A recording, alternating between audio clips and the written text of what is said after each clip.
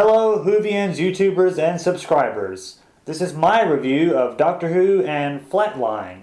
After seeing Mathieson's contribution last week with Mummy on the Orient Express, I had very high expectations for this one, as I'm sure all of us did. Not only did the trailer last week look very interesting, but the clips we got over the course of this week looked even more intriguing, particularly the scene where the TARDIS had been reduced in size and the Doctor was peeping through the doors. From what I've gathered earlier this week, it was actually Mathieson who pitched this idea to Moffat, and it certainly shows. This episode, along with last week's, will easily be considered the highlight of this season for me. Both stories incorporate compelling mysteries, no restraints on the fear factor, and shows both the Doctor and Clara returning to their respective roles, more in line with the original series. Additionally, this episode brings to the table a truly unique and new idea that works so well as a Doctor Who story, one has to wonder why no one has tried this before. Earlier in the week, a couple of my Facebook friends expressed some doubt about this story, but even before seeing the clips, I knew that this would be something that's right up the Doctor's alley, someone or something mucking around with dimensional planes. We all know that Time Lords are the quintessential masters of anything to do with dimensional planes. I mean, come on, they mastered transdimensional engineering, allowing TARDISes to be bigger on the inside. Mathieson even works this into some dialogue in this episode. The Doctor, talking aloud to himself in the TARDIS, says something like, "I'm from the planet of the Time Lords. Dimensions are kind of our thing." Another thing worth noting is that the Doctor mentions that his TARDIS was built, not grown. Thank you, Mr. Mathieson. The special effects in this episode were very nicely done, particularly in scenes where two-dimensional objects were being converted to 3D and vice versa. The Doctor's exchanges with Clara through the miniature TARDIS doors was also well done. This episode makes very good use of optical illusions, such as the kind that are often seen on the YouTube channel Brustpup, specifically the kind that incorporate a two-dimensional image stretched over a very large surface, but appear 3D from a certain angle. One thing that surprised me about this episode is that about midway through, the Doctor starts entertaining the notion that the monsters in the story may not be monsters at all, but are in fact misunderstood creatures simply trying to break the language barrier between two-dimensional beings and three-dimensional beings. He even postulates that the beings may be unaware that we need three dimensions to live.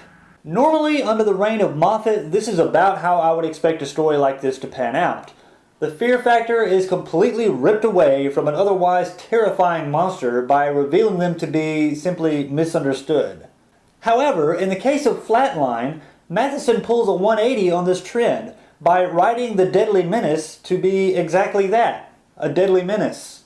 Overall, this was yet again another well-conceived, well-written story from Mathieson, and I genuinely hope he sticks around for next season because I'd like to see more from him.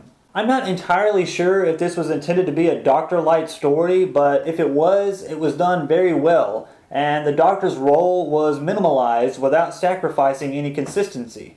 Now for things that I didn't like about this episode. Yes, there are a few. The pacing for this episode felt like warp speed, from start to finish. I may be the only one that noticed this, and I actually think this episode's rapid development was intentional, but the suspense and mystery were minimalized severely because it felt so rushed.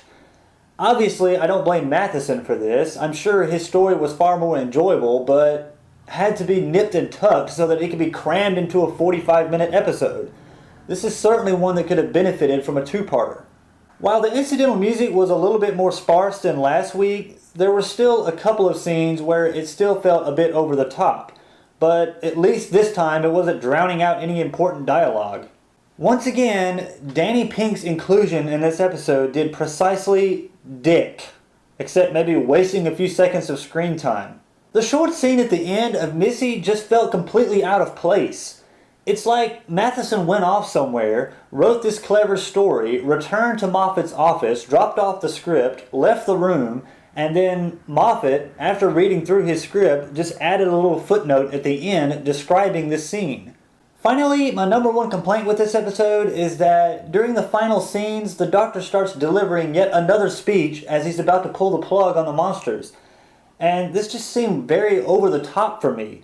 It just felt really Matt Smithish. Speaking of that scene, the Doctor mentioned several times during the episode that he knows how to stop the monsters. but we're never given an explanation of how he does it. We didn't even know what that green force field was, which I'm guessing was a green force field. Here again, this is where the story could have benefited from a two-parter.